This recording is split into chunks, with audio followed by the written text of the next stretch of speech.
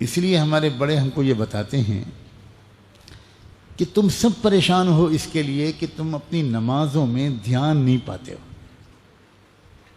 ہر شخص اسی کا رونا روتا ہے. اس کی ترکیب یہ ہے کہ تم اپنے مشغلوں سے اٹھ کر ایک دم سے نماز میں کھڑے ہو جاتے ہو. اذان کے بعد بھاگتے ہوئے آتے ہو اپنے دفتر سے، اپنی دکان سے، اور اب تو اس زمانے میں تو گویا مسجد کے دروازے تک، وضو خانے تک موبائل سے بات کرتے ہوئے آتے ہو، اور اس کے بعد ایک دم سے نماز کے لیے کھڑے ہو جاتے ہو. تو تمہارا دماغ انہی خیالوں میں کیسے الجھا نہیں رہے گا جس میں تم ابھی تک مشغول تھے.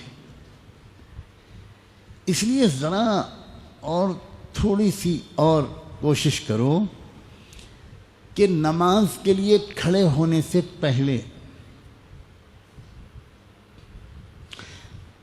تھوڑا سا اللہ کا ذکر کر لیا کرو، تھوڑی دعا مانگ لیا کرو. اے اللہ، اب میں نماز کے لیے کھڑا ہونے والا ہوں. اللہ، اب میں نماز کے لیے کھڑا ہونے والی ہوں. اے اللہ، اے اللہ، اے اللہ، مجھے اچھی نماز عطا فرما. نماز میں خیالات سے مجھے بچا لے. اللہ، ایسی نماز مجھے پڑھنے کی اس وقت توفیق دے دیجئے جو آپ کو پسند آ جائے. پہلے یہ دعا مانگ لو، اس کے بعد نماز کے لیے کھڑے ہوگے. تو جن مشغلوں اور خیالات میں الجھے ہوئے آئے تھے، ان کے اور نماز کے درمیان ایک تم نے عمل کیا، تو اس عمل کا اثر تمہاری نماز کے اوپر انشاءاللہ غالب آ جائے گا. نہ صحیح پوری 4 رکعت میں 100% استحضار اور حضوری شروع میں نہ بھی ہو، تب بھی نماز کے ایک نہ ایک حصے میں تمہارا دل اور دماغ اللہ کی طرف متوجہ ہو جائے، اور آہستہ آہستہ اس کا جو تناسب ہے وہ بڑھتا چلا جائے،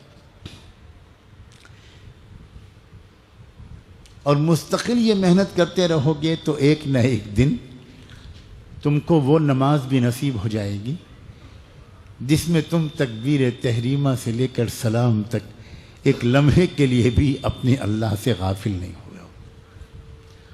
اور اس نماز کے بعد تم کو پھر جو لذت ملے گی، جو چین ملے گا، تمہاری آنکھوں میں جو ٹھنڈک اترے گی، کلیجہ تمہارا جو تر ہو جائے گا، تب تم کو پتہ چلے گا کہ ارے میں لذتیں کہاں ڈھونڈ رہا تھا، میں لذتیں گناہوں میں ڈھونڈ رہا تھا،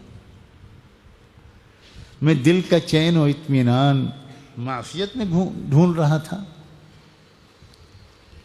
دل کا چین و اطمینان تو اللہ کے قدموں پہ اپنا سر رکھ دینے میں مزہ آئے، محسوس ہو کہ میں اپنے مالک کے قدموں کا بوسہ لے رہا ہوں.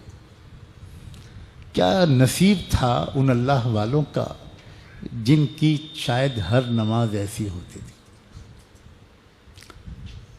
ہمارے ملک میں پچھلی صدی میں ایک شخصیت گزری،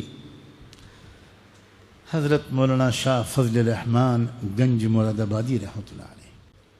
ایک بار انہوں نے اپنے کسی خاص چہیتے شاگرد سے کہا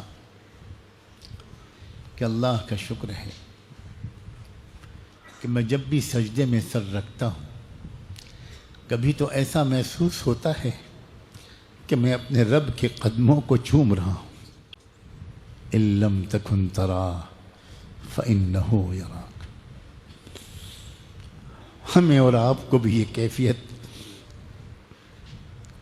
مل سکتی، کوئی دروازہ بند نہیں ہوا.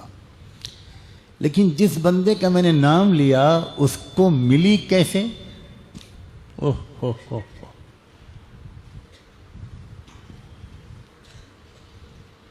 کسی چیز کو جب انسان مقصود بنا کر محنت کرنے میں لگ جاتا ہے اور اس کی دھن سوار ہو جاتی ہے تو وہ چیز اس کو مل ہی جاتی. اس بندے نے 30-40 سال اسی بات پر محنت کی کہ مجھے نماز وہ مل جائے جس میں میں لمحے بھر کے لیے بھی اللہ سے غافل نہ ہوں۔ مارا مارا پھرتا تھا وہ بندہ، جہاں خبر ملتی تھی کہ فلاں شخص کی نماز بہت اچھی ہے تو چاہے 50 سینکڑوں میل پیدل چلنا پڑے، چل کر اس بندے کی نماز دیکھنے کے لیے پہنچ جاتے تھے، اس کو نماز پڑھتا ہوا دیکھتے تھے اور اس کے بعد پھر خود ویسی ہی نماز پڑھنے کی کوشش کرتے تھے اور اللہ کی خوشامد کرتے تھے کہ اللہ میں اتنی دور یہاں جو آیا ہوں آپ تو دیکھ رہے ہیں کہ اپنی نماز کو بہتر بنانے کے لیے آیا ہوں، اور تو مجھے کچھ مقصود نہیں، میری نماز اچھی کر دیجئے۔ تو کیا اللہ اتنا بے رحم ہے کہ اتنے سچی طلب والے کو نماز نہیں دے گا؟ نماز کی لذت اور حقیقت سچی طلب کے بغیر نہیں ملا کرتی، اور ایک بار نماز مل جائے تو اللہ سے تعلق مضبوط ہو جائے۔